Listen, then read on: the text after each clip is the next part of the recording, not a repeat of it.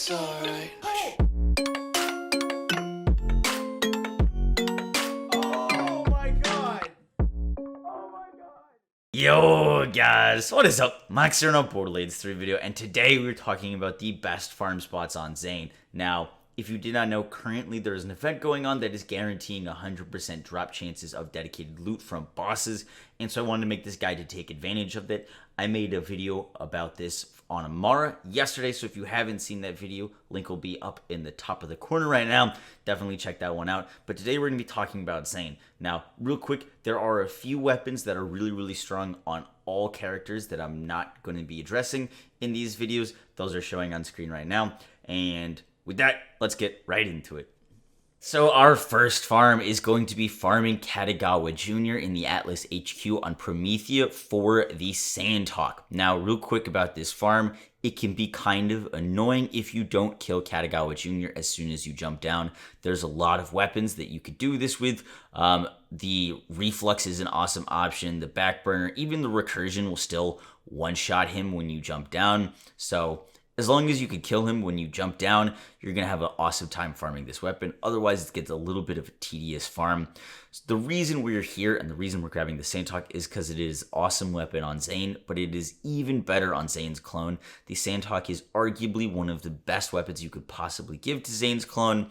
He's an absolute beast with it. Now, on your Sandhawk, you're going to be looking for, because the Sandhawk can't drop with Splash and the clone doesn't benefit from anointments besides Splash, you're going to be looking for something that's going to benefit you, such as Sentinel Cryo is a great option if you're going to be using the drone.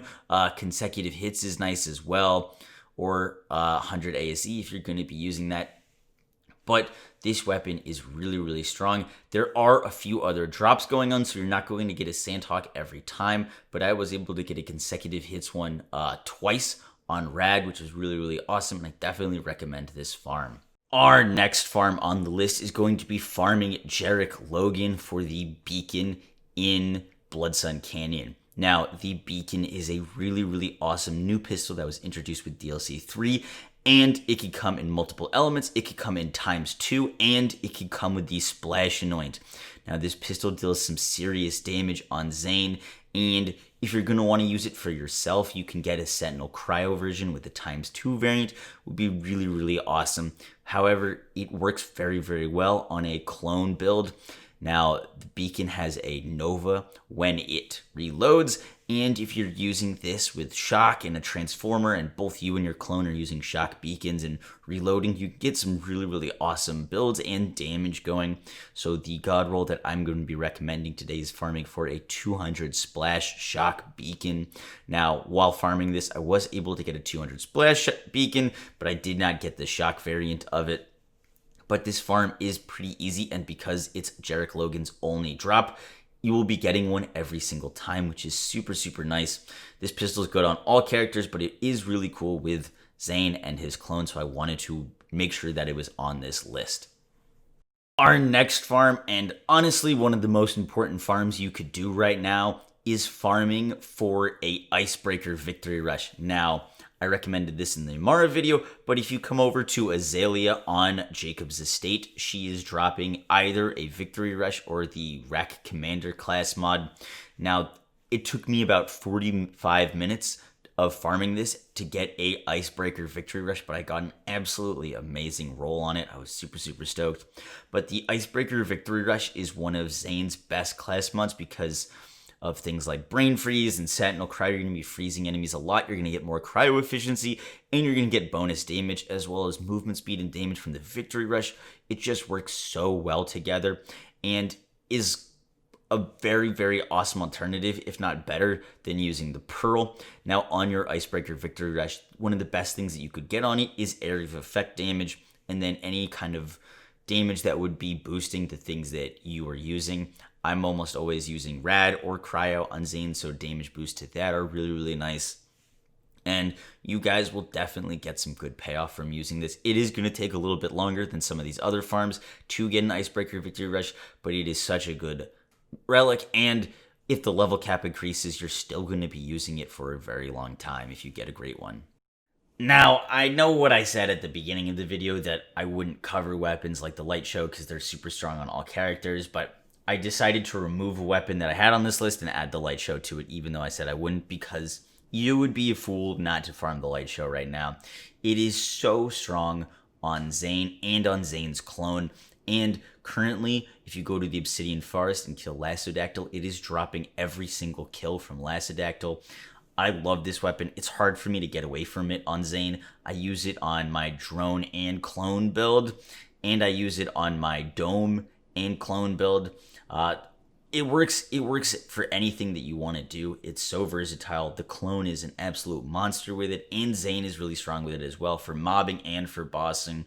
I definitely recommend doing this farm and getting yourself a rad one with Sentinel Cryo or one with consecutive hits. Consecutive hits is really strong as well, but I definitely recommend going for a Sentinel Cryo one if you can. This weapon is awesome, and it really, really does shine on Zane. He's got a lot of synergies with it that just make it really, really awesome. So definitely get yourself a God-rolled Lightshow during this event. Our next farm is going to be farming the Maliwan takedown for a redistributor. Now, a lot of people ask me if the redistributor is still good on Zane. It did get slightly nerfed with the ASC nerf, but I still think it is one of Zane's best mobbing weapons. It is really, really strong and dropping like crazy from the Maliwan takedown. Not only that, but there's a lot of things dropping from the Maliwan takedown right now, and it's overall a really good farm to get any gear that you need. But it's the best time that we've had in a very, very long time to get a Sentinel Cryo redistributor. This thing, if you did not know, has a special property that every 7th shot chains. However, if you're using Zane and his dome, every single shot will chain because the barrier amps all the shots, giving this weapon some of the most crazy synergy on Zane. It is very, very strong for mobbing. I do not like using it on my clone. The clone's not very good with the redistributor, and I don't like using it for bossing. But in terms of mobbing, it is still a top tier weapon. Even after the changes, it's really, really strong, and now is a great time to get one. So definitely be on the lookout for a Sentinel Cryo redistributor. Our last farm, but certainly not our least, is the farm for the Antifreeze class mod. Now, Zane has two best class mods in my opinion, the Antifreeze and the Seeing Dead. The Seeing Dead being Zane's best class mod. And if you do not have a God roll Seeing Dead, you should honestly be farming that over this any day of the week. However, the Seeing Dead drops pretty easily. They're pretty easy to acquire versus the Antifreeze is really, really not. And that's why I'm including the Antifreeze on this list. The Antifreeze gives Zane some of the highest gun damage in the game at full movement speed. On Zane, if you have it maxed, you're going to be getting about 1,500% increased gun damage on Zane, which is crazy. Now, this is hard to achieve and really only usable in boss killing, but it is Zane's best boss killing class mod. And if you are going to be farming for this, you're going to be able to get one from the Arbalist of Discipline. Now, this is dropping between this and a Flak class mod, so you're not going to get it every time, but it is really awesome to get his a Antifreeze and get one with as many points into violent momentum as you possibly can. That's going to be the best roll you can get. If you don't have a Seeing Dead, get that instead. But if you already have a great Seeing Dead and you're looking for an Antifreeze, definitely get the Antifreeze. You will not regret it. It is still a strong comm, and it is still Zane's best bossing and highest damage comm in the game. That is it for the video, guys. I hope you enjoyed. I hope you learned something new. If you think that I left something out that you think is really important to have on Zane, be sure to drop a comment below and comment who you think we should play in the next farming guide video.